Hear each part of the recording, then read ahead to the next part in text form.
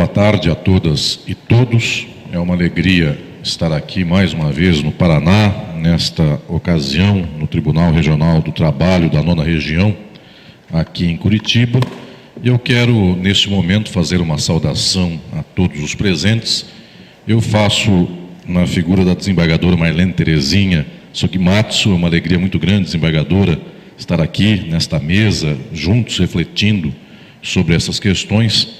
Quero cumprimentar ao presidente do tribunal, excelentíssimo desembargador Altino Pedroso dos Santos.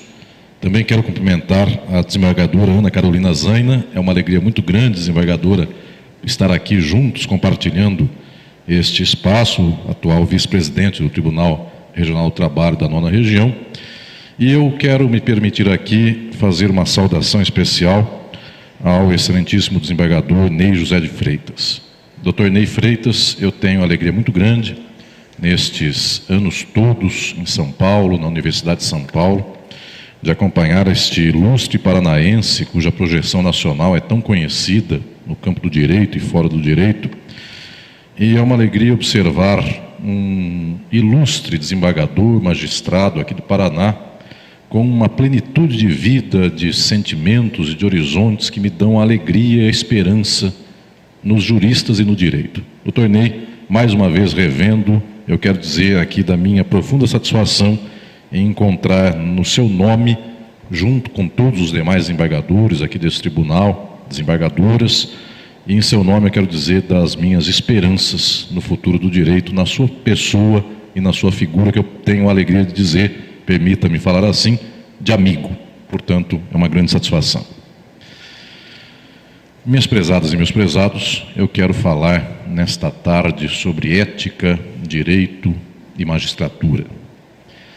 Lembrando que a ocasião deste fórum de sustentabilidade nos leva também a pensar sobre a sociedade, sobre a sustentabilidade da nossa sociedade e o dever de todos, estejam no campo do direito ou estejam em quaisquer áreas desta mesma vida social, o dever de todos em refletir acerca de nossa estrutura de vida, das nossas relações sociais, de como o direito perpassa essas mesmas relações sociais e da pergunta fundamental acerca da sustentabilidade desta mesma estrutura de vida.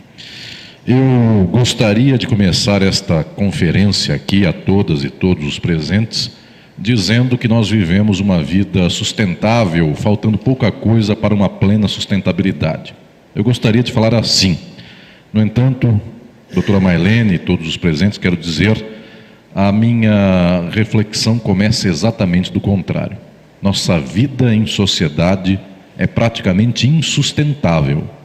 As estruturas da nossa sociabilidade são muito claramente insuportáveis nas condições do presente, e nós poderíamos falar aqui de inúmeras exemplificações a esse respeito, mas eu quero dizer a todos que basta começar por questões como a ecológica. Quando observamos o tipo de sociabilidade que nós temos, nós produzimos uma estrutura, inclusive, de resíduos, de destruição da natureza, que praticamente é um caminho sem volta, nesse tipo de estrutura de vida que temos, para a manutenção da própria natureza e da vida dos seres humanos viventes. Isto é sustentabilidade tomada no sentido ecológico, biológico, natural, físico. Mas eu também quero falar de outro tipo de sustentabilidade que não existe, que não acontece no nosso tempo. E esta sustentabilidade, minhas senhoras e meus senhores, é a insustentabilidade social de todos nós. Observem todos os presentes que para vivermos com pouco ou com muito, o custo social disso é imenso, na medida em que, para que aconteça a vida do jeito pelo qual nós estamos, do jeito pelo qual nós nos apresentamos, é necessária uma gama imensa de instituições, órgãos de repressão, violência armada. Nós precisamos de uma série de instrumentos estatais para fazer com que toda esta vida, com que todo este tipo de relação social aconteça do jeito pelo qual se apresenta, Então eu diria para todos e para todas o quanto custa para nós poder viver tranquilamente. Em geral, este viver tranquilamente se dá às custas de uma longa estrutura de repressão ou então de segurança física, armada, pública e privada, para poder fazer com que uns tenham muito e a maioria não tenha nada. Isto é um tipo de sociabilidade difícil, é um tipo de sustentabilidade difícil. Quero começar esta reflexão também dizendo a todas e todos que é possível fazer uma crítica à estrutura do nosso tempo, à vida do nosso tempo, à sociabilidade do nosso tempo, dizendo que esta vida se apresenta de modo errôneo, de modo complicado, mas também dizendo que com algum acerto, com alguma pequena correção de rumos, nós teríamos aqui uma plena capacidade de viver então uma vida feliz, uma vida saudável, uma vida sustentável.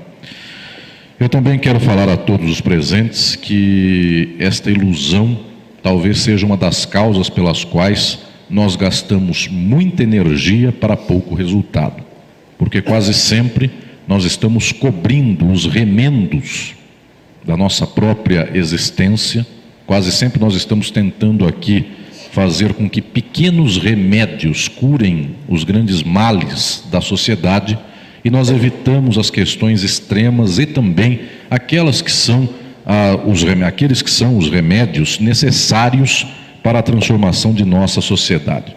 Todas e todos vão entender o que estou falando. Nós não temos um paciente, nossa vida, a terra, a sociedade, nós não temos um paciente que se cure apenas com uma aspirina. A doença não é para isto. A doença é grave, é estrutural. E quanto mais nós evitamos a cirurgia, quanto mais nós evitamos os remédios e os tratamentos necessários que nos custam, que nos doem, mais doentes ficamos. E mais os remédios paliativos, eventualmente, não conseguem lograr as respostas definitivas para o tratamento da nossa própria estrutura social. Esta estrutura, minhas senhoras e meus senhores, muitos filosoficamente podem dizer que se deve ao fato de que pessoas, em algumas circunstâncias, erram, são egoístas, têm o coração fechado, não se preocupam com o próximo. Nós poderíamos falar a esse respeito dizendo: por que nossa vida ecológica hoje é insustentável? Muitos dão a resposta: por que não fazemos nossa parte? Porque não reciclamos o lixo, porque jogamos bituca de cigarro na rua, porque o rio que corta Curitiba e região metropolitana está poluído e porque jogamos um pneu no rio ou algo assim.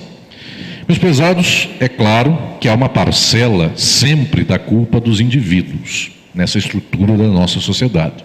Pessoas de fato jogam pneu no rio, pessoas de fato imprimem 500 versões do mesmo texto e gastam, portanto, 500 folhas de papel sulfite, portanto, tendo que cortar mais 3 árvores para dar conta do que fizeram. Tudo isso é possível falarmos, tudo isso é possível que nós venhamos a ter alguma pequena resposta para dar uma certa consciência ecológica imediata, mas tudo isso, minhas senhoras e meus senhores, é ainda a não preocupação com as questões fundamentais, com as questões estruturais da nossa sociedade.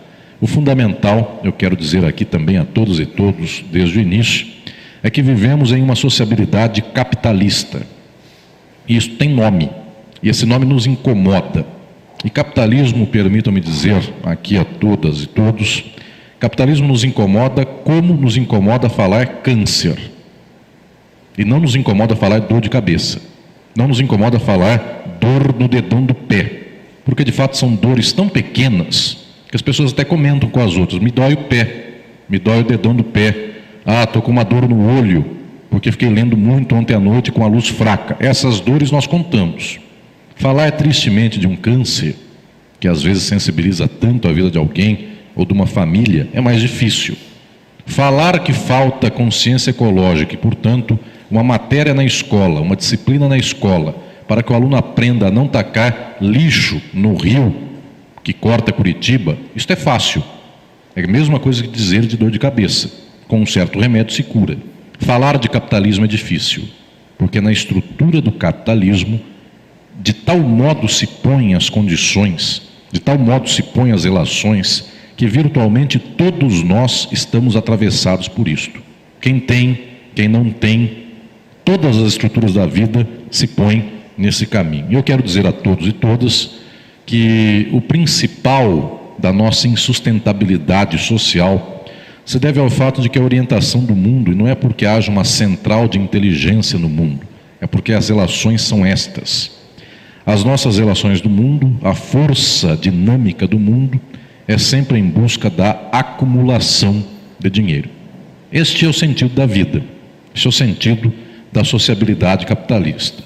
Eu falo hoje aqui a todos os presentes em Curitiba, faz pouquíssimos dias, não dá mais que uma semana e meia, acontece em Minas Gerais uma tragédia, que o Paraná certamente acompanhou, e a tragédia de Minas Gerais é uma barragem cuja estrutura não suportou o descaso, inclusive, do controle da sua própria engenharia, e destruiu uma cidade, 2 cidades, 3 cidades. Eu acabo de chegar agora de São Paulo, aqui a Curitiba, no caminho do aeroporto até aqui o Tribunal Regional do Trabalho, notícias do jornal no rádio informando que já estão tentando controlar os peixes do Espírito Santo, tentando tirar dos rios, porque o lodo, o barro, chegará no Espírito Santo. O Rio Doce chega até lá, já matou todos os peixes daquela região de Minas, até amanhã talvez mate os peixes do Espírito Santo. Isto foi esta semana. E este é o exemplo de que nós não devemos nos perguntar sobre o porquê essa empresa é boa ou má, mas o fato de que toda a relação existente na vida capitalista quer acumular mais. E para gastar o dobro, para fazer uma represa mais firme, com o dobro de concreto, é um lucro menor para alguém. E alguém vai dizer, mas isso é só no caso de mineradoras? Não, meus senhores. A mesma lógica que leva alguém a ter uma mineradora, leva no dia seguinte a vender a mineradora e a especular no mercado financeiro. E no outro dia de manhã, leva a vender os seus papéis do mercado financeiro e a comprar uma rede de supermercado. 7 dias depois, se a rede de supermercado não dá lucro, vende o supermercado e compra uma faculdade. De mineradora a faculdade, a lógica do mundo é sempre a lógica do consumo. É sempre a lógica da mercadoria. E por que para nós isto é relativamente insuportável? Porque todos nós que vivemos nesta sociabilidade, nós fomos constituídos em nossa subjetividade a partir da mercadoria. Nós só sabemos o que nós somos nesse mundo do capital. Então as pessoas dizem, eu tenho um celular, meu celular é de última geração, o seu não é. Isso já dá um status, isso já dá uma diferença hierárquica entre as pessoas. Meu carro é mais bonito que o seu, meu carro é maior que o seu, ou então, meu carro é menor que o seu e tem mais tecnologia que o seu. Resultado, nós só sabemos pensar a nossa sociabilidade, nós só somos pessoas, indivíduos, sujeitos, sendo atravessados, controlados por este mundo que é o mundo das mercadorias.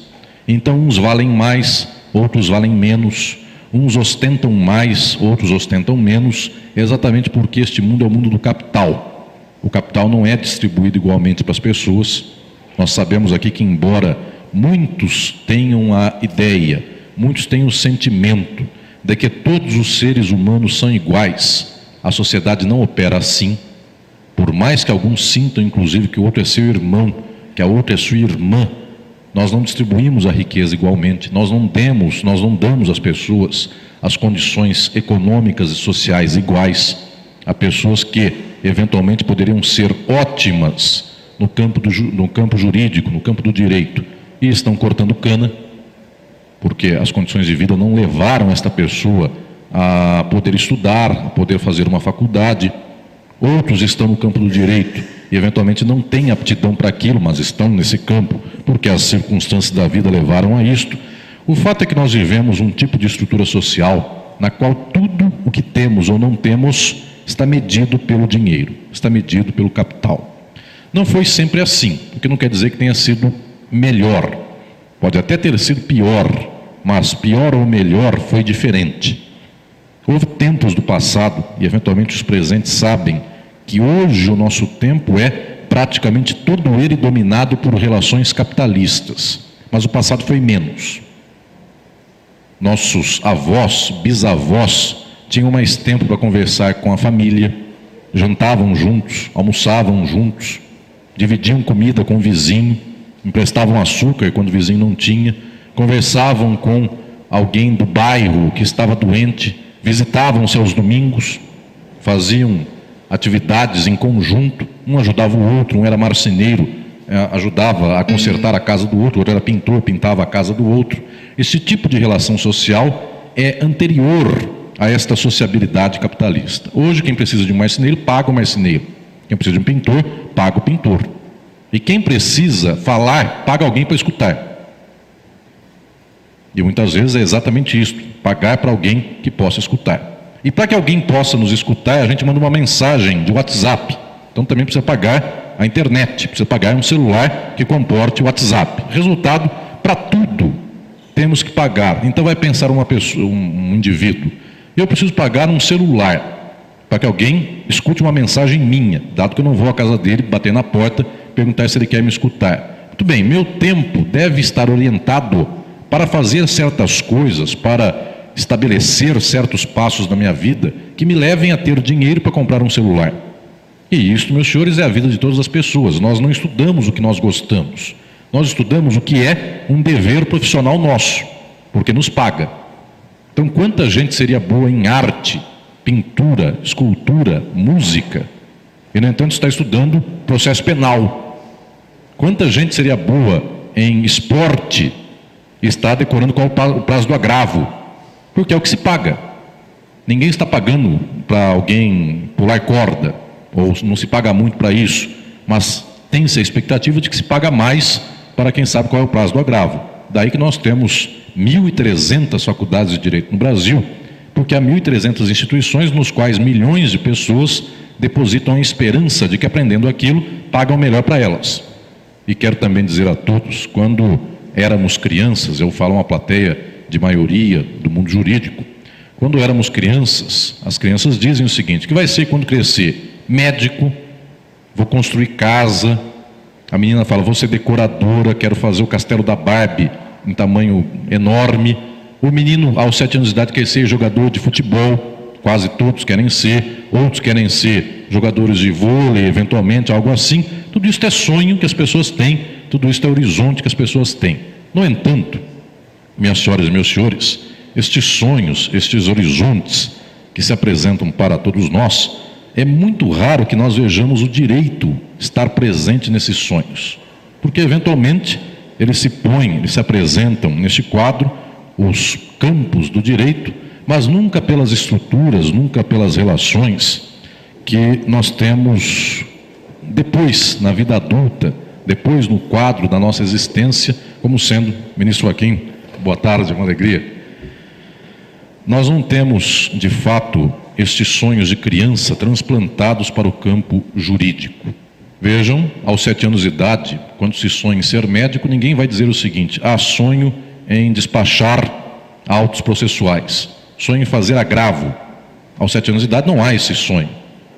A pessoa sonha, no máximo, em ser o Neymar, no máximo, em ser o Messi, quando ele é ainda mais, tem uma expectativa mais alta. Mas ninguém sonhou aqui em despachar tantos processos por mês.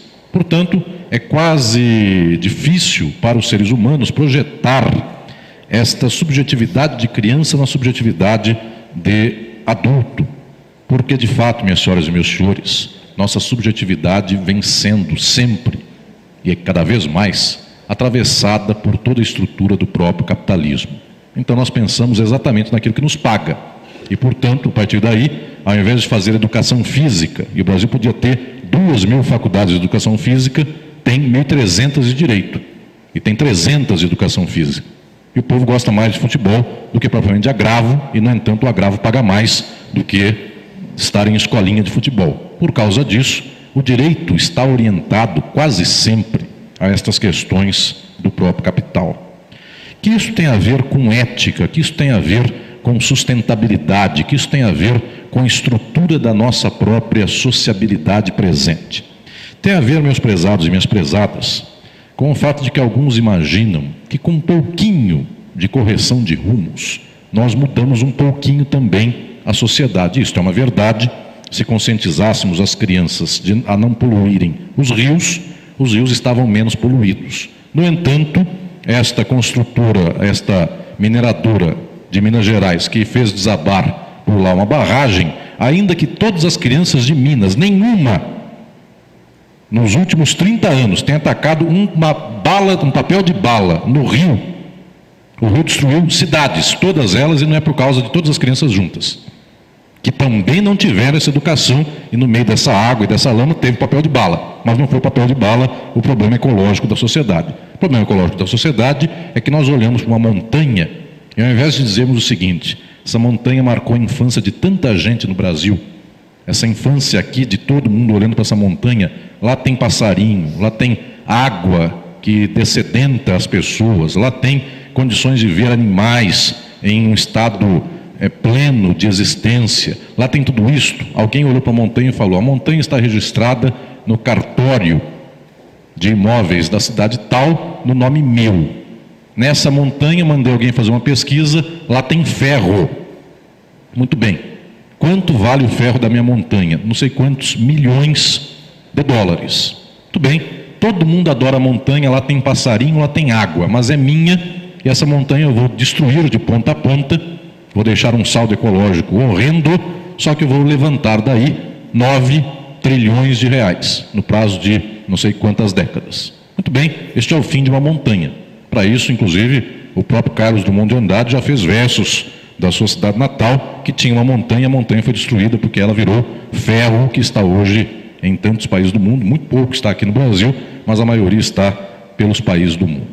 Meus prezados e minhas prezadas, pensar ética jurídica pode ser eventualmente pensar que o direito consiga corroborar algumas atitudes, algumas ações para melhorar eventualmente a consciência de cidadania das pessoas.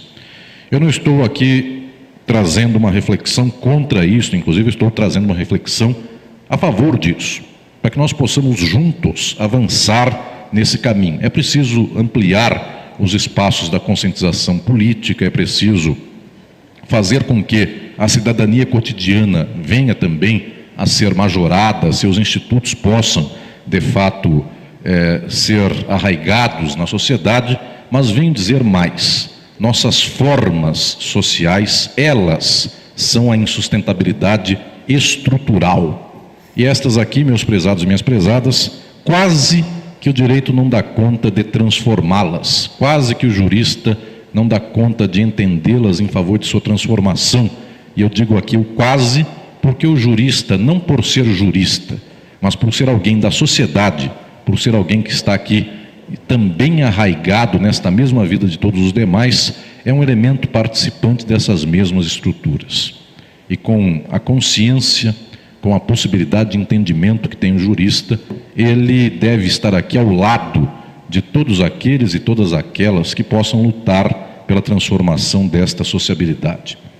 Também quero dizer a todas e todos que é extremamente difícil para o jurista, para o campo do direito, tomar esta posição. Porque o jurista, ele está espremido entre dois mundos. O jurista quase sempre é um homem ou uma mulher da classe média. Ele não sente a exploração diretamente nas suas costas, na sua pele. Para ele é muito difícil sentir-se pobre. Dado que pobre talvez seja quem corta a cana. Talvez seja aquele que está perdendo sua casa essa semana da barragem de Minas. Quando ele perde a casa, ele vai para o hotel, o homem da classe média. Então, tecnicamente, ele não consegue sentir o que seria perder a casa e não ter outra casa, e não ter um teto. A classe média tem essa dificuldade. Só que, ao mesmo tempo, tem uns certos pruridos de sentimentos sociais, dado que nós não somos o George Soros. E nós somos informados que o George Soros ganha por dia, só tirando um papel de um lugar e levando para o outro do mundo, ele levanta uns 5 trilhões de dólares no prazo de não sei quanto tempo. Por dia ele ganha 5 bilhões. E às vezes é por hora que ele ganha 5 bilhões. E a gente faz a conta, para a classe média, de quem o jurista faz parte, a conta de 5 bilhões já não é nossa. Porque a gente sabe até fazer na conta dos milhões. Tantos milhões compra uma fazenda. Ah, mas 1 milhão compra 10 carros de 100 mil. Se a gente sabe visualizar isto. 5 milhões compra uma mansão. Conta dos milhões a gente sabe, mas a gente é informado que o George Soros levanta bilhões. E aí a gente começa a se incomodar, dizendo, bom, essa sociabilidade não vai bem, porque faltam bilhões para o Bolsa Família e sobram bilhões para o George Soros. Então, estamos exprimidos. Porque nós temos um grau de sensibilidade ética, de percepção, de que as estruturas não vão bem. Ao mesmo tempo, nós temos uma espécie de sensibilidade que nos fala que naquilo que não vai bem, para nós vai menos pior. E, eventualmente, onde tudo pode ser péssimo, é melhor ficar aonde está. Isso não é só do jurista. Isso é de toda a sociedade, por todos os lados. Nossa subjetividade é constituída, não é só que ela é atravessada, ela é constituída exatamente por meio destas contradições. Nós temos e não temos. E nunca há uma pessoa que possa dizer, tenho tudo o que eu queria, porque sempre pode querer alguma coisa a mais. E aquele que tem o melhor carro de Curitiba, comprou o carro que ninguém tem, fica sabendo, um mês depois, que um fulano de tal abriu uma agência de venda dos veículos, dos quais vende esse carro que ele comprou. Ou seja, ele tem um carro, o outro tem a agência que vende o carro. Portanto, ele tem mais do que aquele, porque aquele só tem um carro e o outro vende o carro. Até um dia que ele sobe de patamar, ele descobre o dono da fábrica que faz esses carros que está lá num país da Europa. Portanto, ele percebe que ter já é muito, só que tem gente que tem mais. O que eu quero dizer por isso a todas e todos?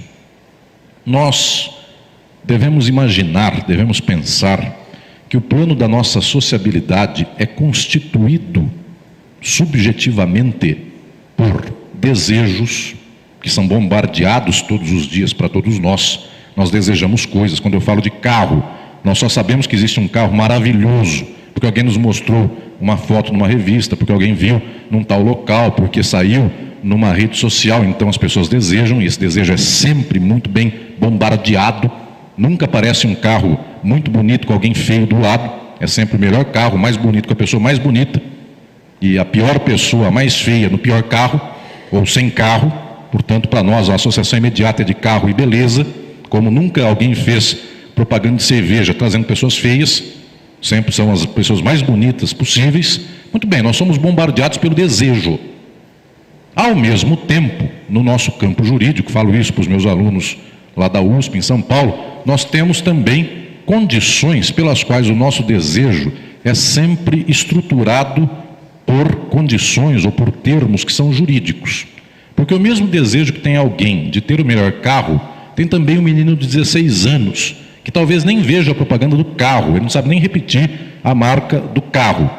Mas ele tem também, na sua informação de vida, pela televisão, a exposição de que há um tênis da marca tal, que um tal jogador de futebol usa.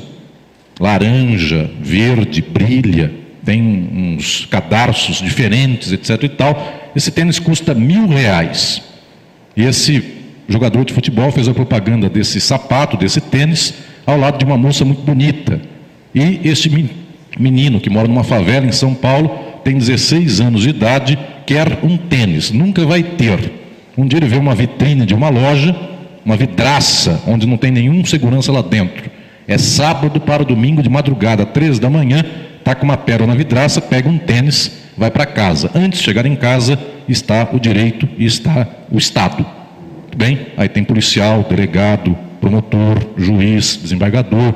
Nós vamos por toda uma sequência de vida, pela qual, então, o direito tem um papel primordial no desejo. E o direito vai nos dizer, deve desejar, e se não tem, e se fizer qualquer relação social distinta do que for a compra e venda, será preso. Eis a nossa sociedade que expõe desejo ao máximo, impossibilidade quase plena, repressão a mais profunda, e nós temos que dar conta dessa contradição. E, ao mesmo tempo, esta mesma forma social do direito, que reprime e leva esse menino de 18 anos de idade para a prisão, esta mesma forma social do direito diz assim para a mãe desse menino: a senhora está andando na rua e tem um celular. Se alguém tomar este celular da senhora, é esta mesma polícia, esse mesmo Estado e esse mesmo direito que correm atrás de quem roubou o seu celular e devolve para a senhora. Portanto, eis a contradição da nossa subjetividade. porque estas mesmas formas do direito, da política, da mercadoria, colocaram o filho dela na prisão e ao mesmo tempo devolveram o celular para ela. Então as pessoas de fato não sabem o que fazer com o Estado. Gosto ou não gosto? Tenho ódio dele ou tenho amor a ele? Porque é ao mesmo tempo esse grau de relação social contraditória. Ele assegura certas coisas, ele tira outras. Muito bem, o que estou dizendo com tudo isto, minhas senhoras e meus senhores? Pensar em ética na magistratura, pensar em ética no campo do direito, tudo isto é o mesmo problema da ética em todos os demais campos da nossa sociabilidade. Por que isto se apresenta desta forma? Porque o problema ético que o jurista apresenta consigo é o mesmo problema ético de muitas áreas. Imaginem um militar cristão. Imaginem um impasse ético desse militar. Uma guerra explodiu. Imaginem uma segunda guerra Brasil-Paraguai. Temos a notícia de que o paraguaio, em geral, é um povo cristão. A maioria dos paraguaios é cristã. E temos a notícia de que os brasileiros, em sua maioria, também, esta maioria é cristã. No entanto, um brasileiro militar deve matar um militar do Paraguai, porque exatamente esta é sua função na forma política que está dada para o próprio Estado. Senhoras e senhores, neste ponto, não há aqui uma pequena ética, existiria até uma pequena ética de dizer: sou militar, só mato o paraguaio pela frente e nunca pelas costas. Seria uma ética dos velhos soldados da Idade Média. Esperava a pessoa virar de frente e então enfiava a sua lança no outro para que o outro visse quem estava matando. Hoje, para que as coisas aconteçam em nível de guerra, a pessoa nem sabe quem é um paraguaio. Hoje há drones que está com bombas e a pessoa está lá nos Estados Unidos jogando como se fosse um videogame. Então tem a notícia de que existe Ciudad del Este, mas tem a notícia que não pode bombardear Itaipu. Só deve bombardear um certo bairro, certa rua, certa casa. E de lá dos Estados Unidos ele pega um controle remoto e mata pessoas naquela casa. Muito bem, eis um problema ético para nós. Qual é o problema ético? Não é simplesmente dizer mato olhando somente de frente no olho de quem vou matar. Hoje, minhas senhoras e meus senhores, há estruturas da morte que são muito maiores do que propriamente a nossa ética individual. Eu quero falar de tudo isto aos presentes para dizer que a magistratura também tem um dilema ético imediato e tem questões éticas estruturais. E o dilema ético imediato da magistratura é esse que nós historicamente conhecemos. A magistratura está blindada de determinados desejos que não sejam os desejos da própria legalidade, estar blindada, portanto, contra a corrupção, contra uma série de estruturas que levam, muitas vezes, ao compadrio, que levam à amizade, à imparcialidade do magistrado. É o dever ético aqui que se apresenta sempre como um elemento central. Tudo isto é a velha ética da magistratura e volto a dizer, velha e nova, porque toda geração deve renovar esses compromissos, deve renovar estas condições e deve então expor novamente os termos desta tradição. No entanto, eu também quero dizer aos presentes que há uma reflexão ética profunda da magistratura e esta envolve a magistratura, o direito e a sociedade. Que tipo de sociedade temos? A legalidade, meus senhores e minhas senhoras, quase sempre ela se põe numa estrutura de formas sociais, que são as estruturas da forma do capitalismo. Nós defendemos a propriedade, nós defendemos as estruturas postas. E ao fazer isto, podemos até ser imparciais. Só que esta imparcialidade está condicionada a formas que não são parciais, embora até pareçam de igualdade, de liberdade, mas tudo isso aqui apenas no campo formal. Nós vivemos em uma sociabilidade na qual uns têm, a maioria não tem. Sociabilidade na qual classes exploram, grupos oprimem, e vejamos a diferença da mulher na sociedade, o quanto falta ainda para que a mulher possa ter um papel de emancipação pleno e possa ter uma posição plena nesta mesma sociabilidade. Quero falar agora de uma palavra de esperança. Poderia, nesta reflexão sobre as formas da nossa sociabilidade, dizer que nós estamos praticamente constituídos e impactados em nossa relação social, em nossa subjetividade, nós estamos impactados por um mundo estruturado e quase sem portas de saída.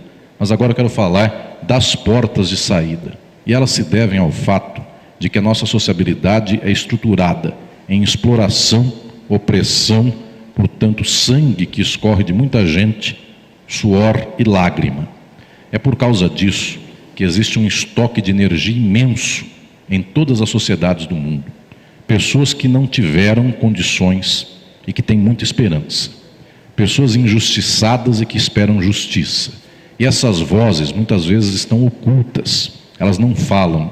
E eu encontro de muitos, inclusive em muitos momentos, ouço de muitos falas como estas.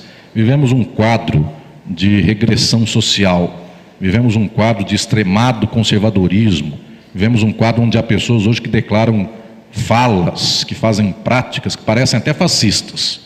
Isso está no Brasil, isso está em muitas sociedades, pessoas que perderam em algum momento um certo protocolo de falar de questões odiosas, de questões aqui que se apresentam contra minorias, contra grupos ou contra classes. É verdade, tudo isso existe, mas também existe um desejo, uma esperança da sociedade que muitas vezes não é falada, porque o ódio fala e a esperança não fala.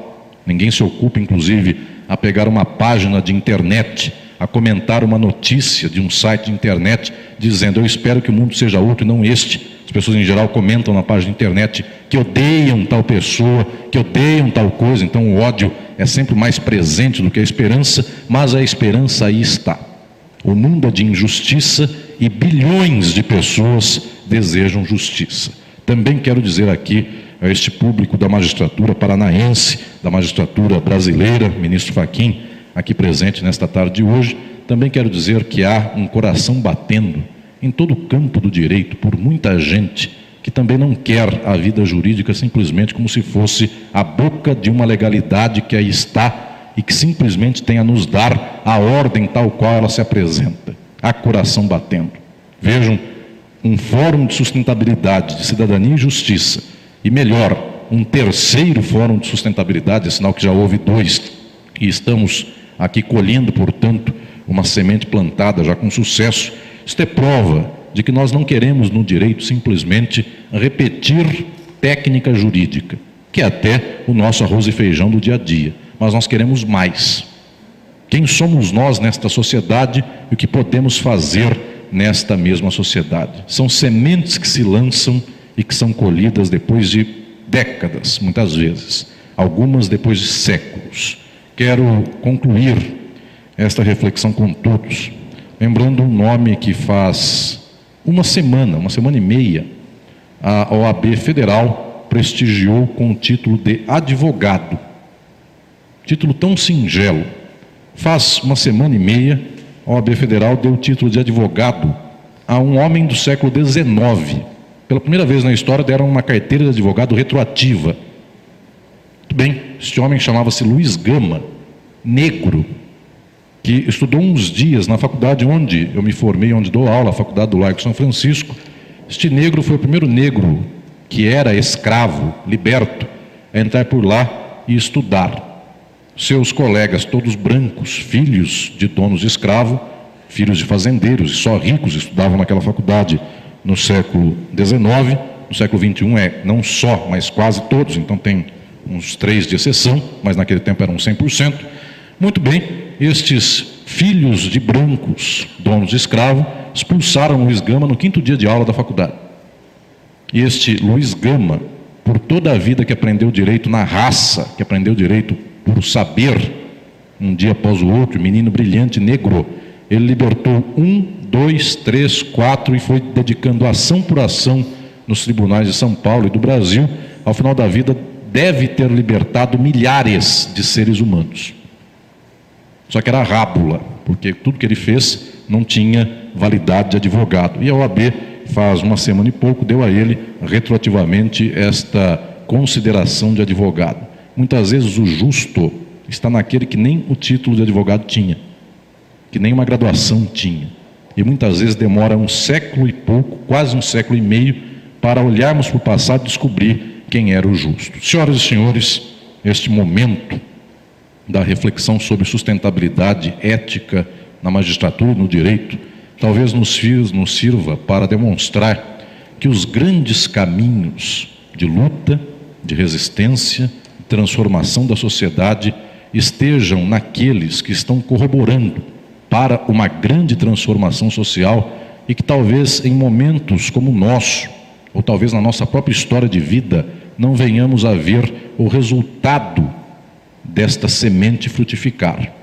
Mas, tal qual um Luiz Gama, que libertou milhares de negros, seres humanos, mas que eram juridicamente tidos como escravos no século XIX, quiçá nós, nesta luta, nesta abertura de horizontes, nesta reflexão, portanto, que se expande para além do imediato da própria vida jurídica, quiçá nossa ética se apresente não como a ética do cotidiano, mas como uma transformação estrutural da sociedade e, quiçá, senhoras e senhores, possam dizer no futuro, daqui a 100, 200 anos, que aqui no Paraná, no Brasil e por algumas tantas regiões do mundo, houve pessoas que tinham uma história do direito já escrita nos livros de um jeito, e muitos diziam que esta vida escrita nos livros, nos códigos, no vademecum, nos autos, estava muito bem, estava muito ética, estava muito respeitosa da legalidade, mas quiçá possam dizer que houve alguns que, para além desse texto escrito no papel,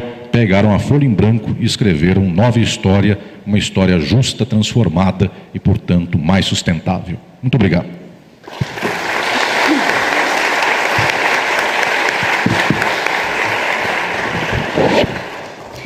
Professor Alisson, muito obrigada por sua exposição. O professor nos fez pensar ética e vida jurídica a partir de uma reflexão sobre a insustentabilidade social, né? Então, esse é o foco, né? A insustentabilidade da vida social a partir dos vários elementos que foram apontados, ou dos vários fundamentos pelos quais sustentou a sua ideia, enfim, mobilidade da vida e do mundo pelo padrão monetário, pelo padrão dinheiro, cultura do acúmulo, especulação financeira, avaliação humana, tomando como parâmetro a mercadoria, um pensamento a partir das estruturas do capitalismo, enfim, reflexões que nos levam a pensar sobre a transformação, a necessária transformação da sociabilidade. E a ética que entra como um dos componentes fundamentais desta transformação. Então, o problema ético nos envolve, o problema ético nos acompanha e nos persegue sempre. E com ele, com certeza, sairemos daqui hoje, né, com esse problema ético muito mais ativo e muito mais aguçado a partir das suas reflexões. Muito obrigada, professor, e parabéns. Obrigado.